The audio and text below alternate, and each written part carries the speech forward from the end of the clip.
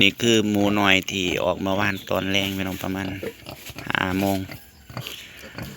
ทั้งเบิดมีอยู่4 ตัวพี่น้องแต่ว่าเขาขอจริงๆ5 ตัวแต่ว่าเขาบ่สมบูรณ์ตัวหนึ่งเขาตุยไปตัวหนึ่งก็เหลือ4เป็นแม่ด่างพี่น้องแม่ด่างที่เคยอัปเดตกันตลอดมาจะเขามาเบิ่งไกลๆพี่น้องความน่ารักของเขาตัวผู้2 ตัวตัวแม่2ซึ่งเจ้าด่างนี่ทีแรกผมคิดว่าจะออกก่อนแม่ดำลูก5 ตัวออกก่อนตัวด่างนี่ออกก่อนแม่ด่าง5 วันพี่น้อง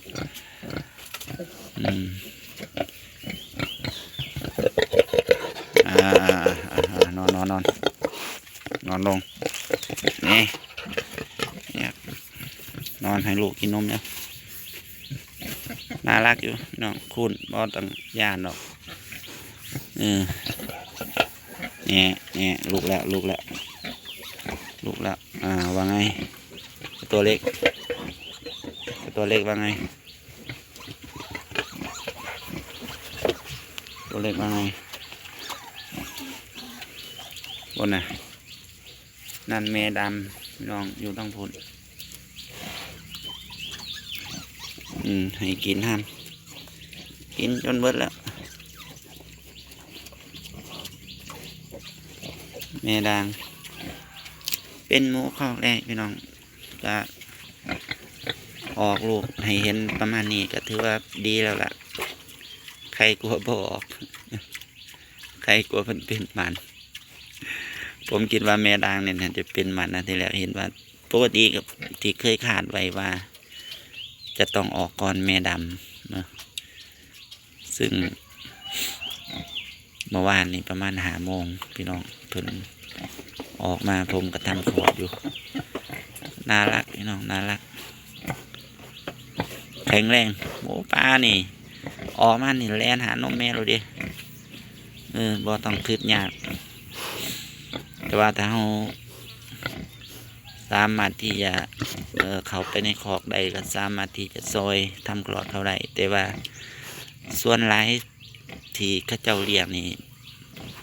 ปกล้าเขาเป็นในคอกดอกงามเพิ่นออกลูกนะเพราะว่าหลายคนคิดว่าเพิ่นดูหลายแต่จริงๆแล้วบ่แม่นหรอกผมทำคลอดอย่างไกลจิตเลยเมื่อวานนี่โดยการเลี้ยงแบบคุ้นเคยย้ำให้อาหารกับมาลูกค่ำ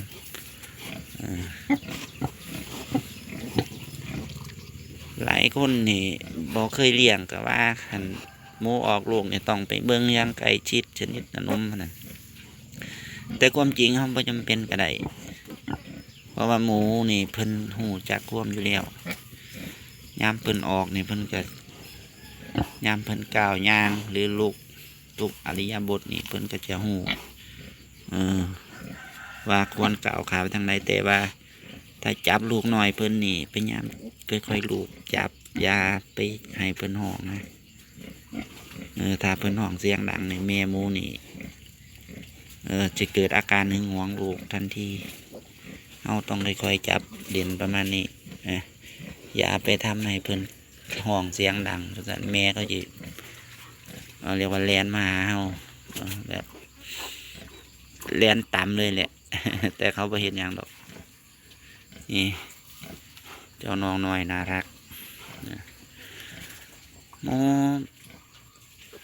แต่ละตัวมีพฤติกรรมบ่คือกันพี่น้องบางตัวนี่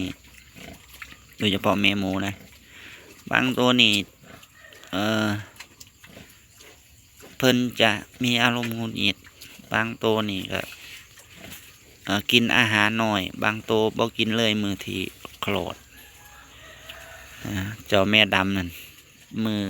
ก่อนออก3 มือนี่เพิ่นจะกินอาหารหน่อยมากแล้วมือออกนี่บ่กินเลยส่วนเจ้าแม่ด่างนี่กินอาหารหลายแห่งกินจนคิดว่ามันจะออกบ่ผมสงสัยนะนี่แม่ด่างนี่ มือออกกินตามพายุเลยล่ะในที่สุดเขาก็ลุกขึ้นนั่งลุกขึ้นย่างแล้วก็นอนนั่งนอนอยู่เบิดมือสุดท้ายในที่สุดพี่น้อง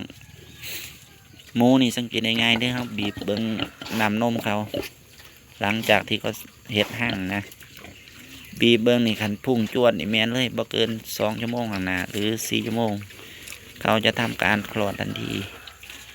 นะตราบใดที่บีบเบิ้งน้ำนมยังซึมเล็กน้อยนี่ว่าท่านออกแต่ถ้าบีบเบิ้งน้ำนมเพิ่นนี่ถ้าพุ่งจวดนี่แม่นเลยบ่โดนแต่บีบแล้วพุ่งจากนี่นะเมื่อวานผมบีบเบิ้งนี่พุ่งกระจูดเลยนี่หลังจากนั้นเพิ่นก็จะทำการคลอดทันทีแม่ดำนั่นคือกันนี่ก็เฮ็ดขอกพยายามพี่น้องพยายามเฮ็ดให้มันมิดชิดเด้อแบบอย่าให้มันมีปองมันหมูหน่อยมันที่ออกได้เพราะวันเดียวมันออกไปซึ่งก็บ่อยากจะคาดเดาถ้ามันออกไปหาตัวอื่นแม่อื่นนะเขาอาจจะบ่ปลอดภัยนี่เป็นน้องหมูที่คลอดเมื่อวานเนี่ยหมูที่คลอดลูกไหมจะกินหลายเพราะฉะนั้นเราพยายามให้เขากินแบบบุฟเฟ่ไปเลยนี่เบิ้งดิล่ะกินทำไปแล้วประมาณเกือบ2 กิโลเจ้านี่กระถินก็พยายามให้กินอาหารแบบคงเดิมอย่าเพิ่งเปลี่ยนอาหารเพราะว่าเขาอาจจะผิดสำแดงได้นะพี่น้องผมเกษตรพาเพลินเนาะต้องขออำลาพาจากพี่น้องไว้แต่เพียงเท่านี้ก่อนนะถ้าพี่น้องท่านใดคิดว่าดีมีประโยชน์นะพี่น้องก็ฝากกดไลค์กดแชร์กดติดตามนะเพื่อผมลงคลิปถัดไปจะได้เห็นก่อนไผหมูนะก็ประสบการณ์ในการเลี้ยงหมูนี่ถือว่าบ่ทันหลายพี่น้องผมมือใหม่แต่ว่าก็พยายามศึกษาหา